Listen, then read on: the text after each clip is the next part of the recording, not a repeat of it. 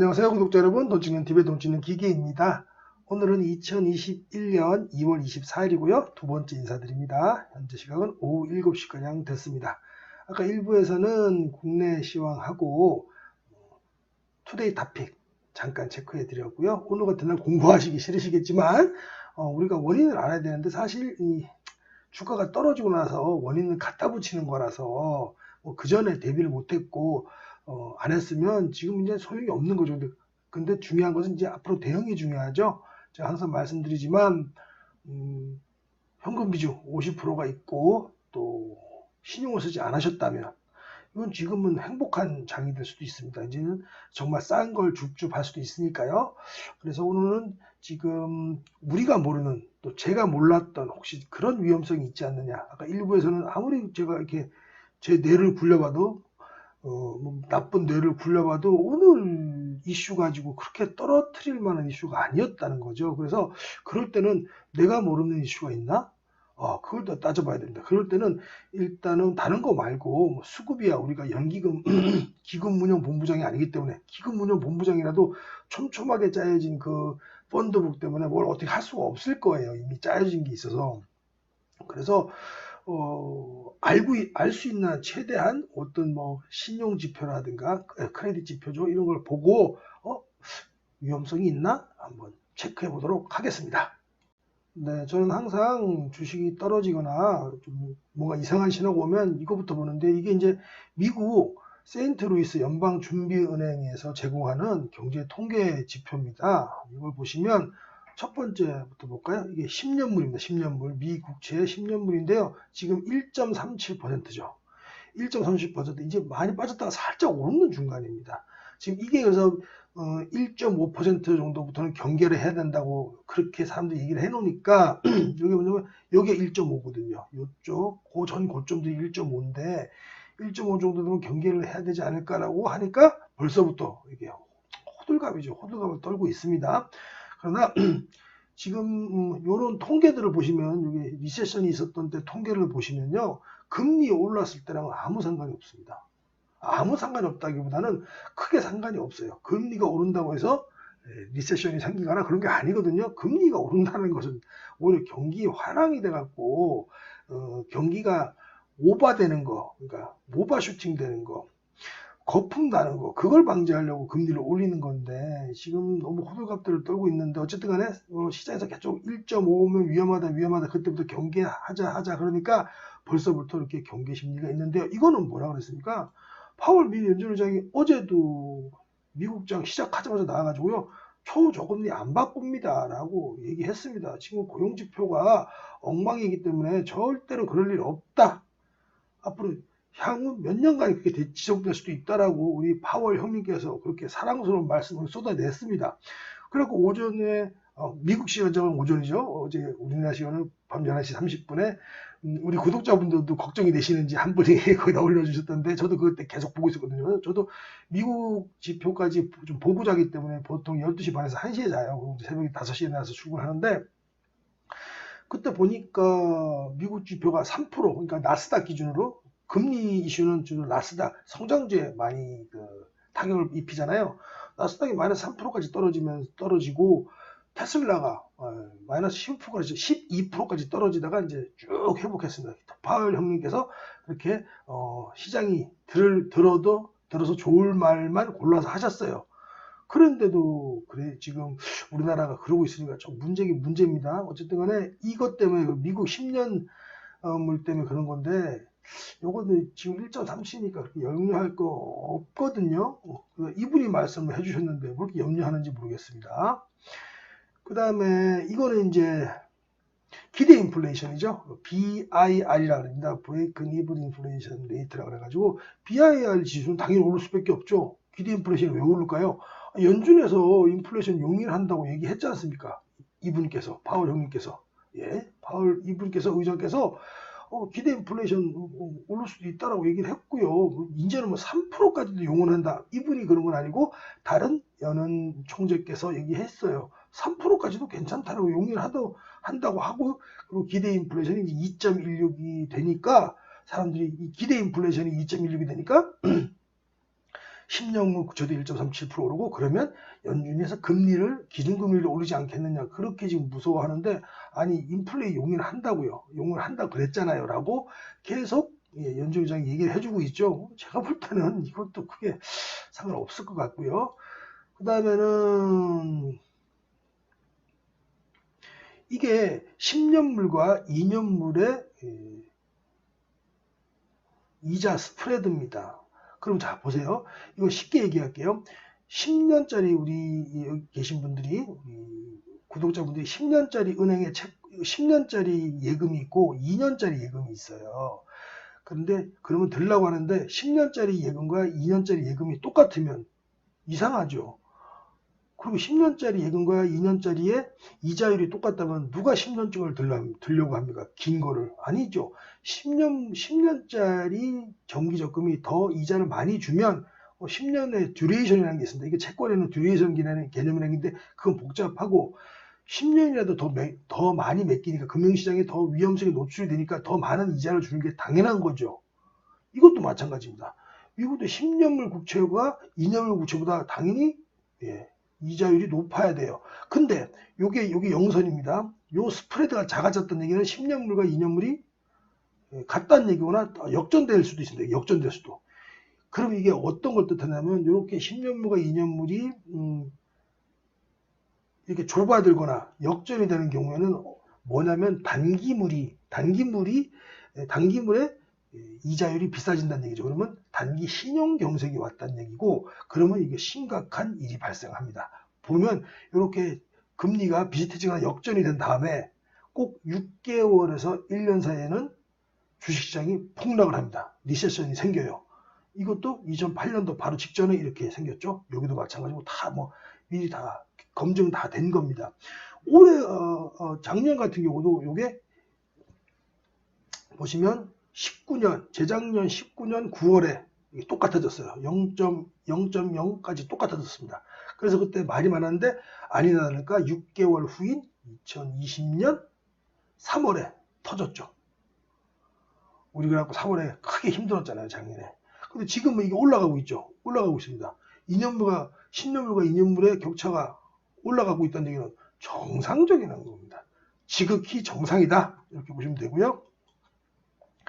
그 다음에 BB등급이야 정크본드, 하이힐드 채권인데 하이힐드 이것도 마찬가지입니다. 이것도 지금 하이힐드 채권을 발행하는 회사는 당연히 한계 기업일 경우가 많잖아요. 한계 기업이 채권을 발행해서 자금 조달을 해서 채권 시장에서 자금 조달해서 뭔가를 하려고 하는데 한계 기업이 발행한 채권 가격이 올라가요. 그러면 경제 위기라는 소리입니다. 그렇죠. 근데 그럴 때마다 2008년도 그렇게 해갖고 경제 위기가 찾아왔고요. 요번에도 마찬가지입니다. 요번 어려울 때도 여기가 딱 3월달입니다. 3월달. 그죠? 문제가 생깁니다. 2020년 3월달. 이렇게 하이힐드 이 스프레드가 많이 벌어지면 이것도 안 좋은데 지금 내리꽂고 있죠. 지극히 정상입니다. 지극히 정상. 두 번째, 이 테드 스프레드인데요. 테드 스프레드라는 건 뭐냐면 미국 재무부에서 발행하는 3개월 국채랑 영국의 그 리보 금리라고 해갖고 리보 금리는 은행 간에 빌려주는 금리를 얘기해요. 은행도 맨날 돈을 쌓아놓는 게 아니고 숫자로만 왔다 갔다 하다 보니까 A라는 은행에서 갑자기 인출 사태가 좀 많아졌어요. 그러면 B라는 은행에서 빌리죠. 몇 시간 빌릴 수도 있고 며칠 빌릴 수도 있습니다. 그걸 리보 금리라고 그래요. 은행 간 빌리는 걸. 근데 이것도 미국 국채 금리와 리보 금리가 차이가 커지면 또 단기적으로 은행끼리 몇 시간 며칠 빌려주는 건데 이게 벌어진다면 단기적으로 금융시장에 문제가 생겼다는 거죠. 이것도 2008년 바로 직전에도 이렇게 커졌죠. 문제가 생긴 겁니다. 이번에도 당연히 이때도 이때가 제가 표시가 잘 안 되는데 이것도 작년 3월 문제가 생겼으니까 터지는 거예요. 근데 지금 어떻습니까? 지극히 정상입니다. 지극히 정상. 그 다음 이거는 GDP 기반으로 한 리세션, 침체를 보는 건데요. 이거 역시도 마찬가지입니다. 이 인디케이터가 올라가면 2008년 올라갔죠. 이건 경제 위기가 찾아오는 겁니다. 그리고 주식 폭락. 이거 언제가 볼까요? 이게 작년 1쿼터 3월이죠. 1, 2, 3월. 근데 지금 내려와 있습니다. 지극히 정상. 좀 더 당겨볼까요? 지금 바닥으로 내려와 있습니다. 지극히 정상. 네. 이렇게 떨어질 일이 없어요. 지금 모든 그 신용 체크를 해봐도 떨어질 일이 전혀 없습니다. 이거 제가 만드는 것도 아니고 한국에서 뭐 공신력 없는 데도 아니고 이거 미국 세인트루이스 연방준비제도 준비은행에서 만드는 공식 사이트입니다. 그래서 제가 봤을 때는 시장에서 이 파월 의장이 이렇게 얘기를 하더라도 야, 너네 밑장 빼는 거 아니야? 이러다가 이런 또 투자 심리가 좀 있는 것 같아요. 불안한 심리도 있고 무엇보다 제가 볼 때는 해석하기 나름이긴 하지만 이거 같아요. 이거 이제 아이투자에서 볼 수 있는 거라고 제가 말씀드렸습니다. GDP 대비 시가총액 비율이 지금 뭐 어저께 오늘 좀 떨어져 이게 어제 겁니다. 오늘 건 안 나왔어요. 130%인데 이 130%라는 것이 우리나라 주식시장이 생긴 이후에 최초로 이렇게 이게 빨간 게 이제 지금 현재 시가총액입니다. 검은색 이 실선이 GDP고요. GDP 대비해서 이렇게 올라왔던 적이 없으니까 크게 부담을 느끼는 거라고 볼 수 있습니다. 이거는 뭐 제가 어떻게 할 수가 없죠. 시장 사람들 다 설득시킬 수가 없고, 왜냐면 야, 이때랑 우리나라가 달라. 지금은 그렇지 않아라고 뭐 시장 전체를 설득시킬 수는 없는 문제고. 하여튼 지금 체크를 해보면 전 세계 크레딧 시장에 전혀 문제가 없습니다. 전혀 문제가 없고 그냥 밸류에이션 부담 문제다. 근데 이 밸류에이션 부담 문제도 우리나라가 특히 요즘 많이 올라서 그렇지 미국 나스닥 같은 경우는 제가 10년 동안 계속 밸류에이션 부담 얘기 들은 것 같아요. 그러면서도 오릅니다. 물론 이것도 너무 익숙해지면 크게 한번 뒤통수 맞겠지만 현재로서는 어쨌든 간에 공식적으로 보이는 객관적으로 보이는 모든 크레딧 지표는 아무 문제가 없다. 이렇게 보겠습니다. 그래도 내일 뭐 세상이 무너져도 사과나무를 심는다는 그런 얼토당토하는 소리를 한 사람도 있죠. 내일 시장이 폭락이 오면 우리는 더 공부를 해서 더 좋은 정보를 골라야죠. 넋놓고 있으면 안 됩니다. 오늘도 한번 기간 매수가 들어온 종목들하고 연기금이 들어온 종목들 좀 체크 좀 해볼게요. 일단은 기간 매수 들어온 곳들 시계열로 봤습니다. 유니셈은 계속 나오는 겁니다. 그죠? 덕산 하이메탈 좋아졌고요. 유니온 매트리얼즈하고 유니온은 뭐 때문에 그러죠? 이게 미중 분쟁이 좀 더 미중이 서로 으르렁대니까 히토류 문제가 좀 계속 대두되지 않습니까? 거기 관련주입니다. 그러니까 이거는 단타로 대응을 하셔야지 이것도 고수의 영역이고 이거 절대로 주린이 분들은 건드리시면 안 되는 거예요. 그거랑 마찬가지로 시가총액 대비해서도 덕산 하이메탈, 유니셈, 유니온 머티리얼즈, 유니온 이렇게 들어왔어요. 나머지 좋은데 덴티움도 좋은데 그냥 이렇게 너무 더 많은 종목을 갖다 우리가 체크하기도 그러니까 시가총액 대비해서도 그렇고 시계열에서도 1년 시계열에서도 이 4종목 정도 이렇게 한번 관심을 두고 있고요. 가격 차트상으로는 좀 다들 무너졌어요. 유니셈 같은 경우는 지금 5일선이 이렇게 해갖고 20선을 대들 냈고 다 꺾여 있는 상태고 이제 첫 번째 오는 요 노란 선이 제가 항상 얘기하는 볼륨저밴드 상한선이죠. 여기서는 일단 지지를 한번 할 것 같고요. 덕산 하이메탈은 그래도 괜찮습니다. 그렇죠? 차트 망가지지 않았습니다. 유니온 머티리얼즈는 이런 뭐 거래량이라든가 거래 대금 정도 보시면 한 번 정도 또 슈팅이 계속 나올 것 같은데 이거는 고수 영역이지 주린이 분들은 들어가시면 또 콱 물리면 아파요. 절대로 촉수 언급입니다. 오늘도 뭐 조금 떨어졌지만 그래도 뭐 지수가 2% 이상 떨어졌는데 2, 3% 떨어졌는데 신세계 1.64%면 괜찮죠? 야, 절대 안 망가졌죠? 포스코도 마찬가지로 다 투탑에 나온 종목들입니다. NC소프트가 이게 며칠 전에 여기 급락이 나왔었죠. 한 마이너스 6%, 7%까지 떨어졌는데 이게 뭐 때문에 그러죠? 그 드랍 확률 때문에 그런 건데 이건 제가 볼 때는 이제 그 실망 매물이 다 나왔고 다시 뭐 계속 꾸준히 지금 연기금이 계속 모으고 있어요. 그래서 저는 괜찮지 않느냐라고 생각을 해요. 연기금이 그 실망 매물 때문에 며칠 쫙 빠졌다가 오늘부터 다시 들어오기 시작을 했네요. 그래서 요거는 괜찮아 보이고요. 덴티움이 이 와중에도 탁탁 올려놨죠. 그리고 오늘도 거래량도 굉장히 좋아요. 메디톡스가 참 문제네요. 이게 시가총에서 또 무슨 조사 들어갔죠? 이 메디톡스를 가만히 놔두질 않아요. 힘든 종목이 돼버렸는데요.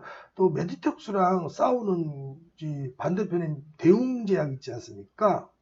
요 대웅제약 지금 이제 아드님이시죠. 그분이 이제 회장님이 되셨는데 그분이 부장 검사 출신이시죠. 그렇다 보니까 이제 거기까지만 얘기하겠습니다. 그래서 대우 메디톡스 같은 경우는 지금 또 차트가 확 망가졌는데 5일선까지 한번 내려오는지 한번 보고요. 5일선에서 한 번 정도는 더 괜찮아 보이고요. 뭐 회사는 좋아졌는데 이렇게 정관계에서 이렇게 괴롭히니까 회사가 참 불행한 회사가 돼버렸네요. 그 다음에 SFA 정도, 21선 안 깬다면 지금 모든 기관들이 계속 쓸어 담고 있습니다. 오늘 뭐 보험 나가는 거 문제가 없고, 투신이 조금 팔았는데 연기금하고 사모펀드 계속 들어왔죠? 들어오고, 나간 기색이 전혀 없어요. 투신도 여기서부터 많이 세게 들어왔는데, 요 정도 판 건 오늘 뭐 기계적으로 그죠? 판 것들이 있겠죠. 그래서 SFA는 20선 안 깨지면 좋아 보입니다. 네, 다음으로는 미국 시장 좀 체크해 볼까요? 아까 제가 한 4시경, 5시경에 녹화할 때 보세요. 요 놈들이 진짜 나쁜 놈들입니다. 욕 좀 하겠습니다. 나쁜 놈들인 게, 여기 이제 9시부터 좀 조금 제가 넓게 볼게요. 오늘 9시니까 여기서부터 볼게요. 여기서부터 시작인데, 요거 제가 시초가를 제가 그어 놓은 거예요. 우리 시장 똑같이 커플이 돼서 움직였죠? 그러다가 3시 30분 요때 30분 요때 최고 하단으로 끝났죠? 그러고 나서 얘네들이 좀 시초값을 더 올려버렸습니다. 미국 시장 선물이에요. 지금 현재 지금도 왔다 갔다 하죠? 약간 선물 움직이는 겁니다. 참 어이가 없죠?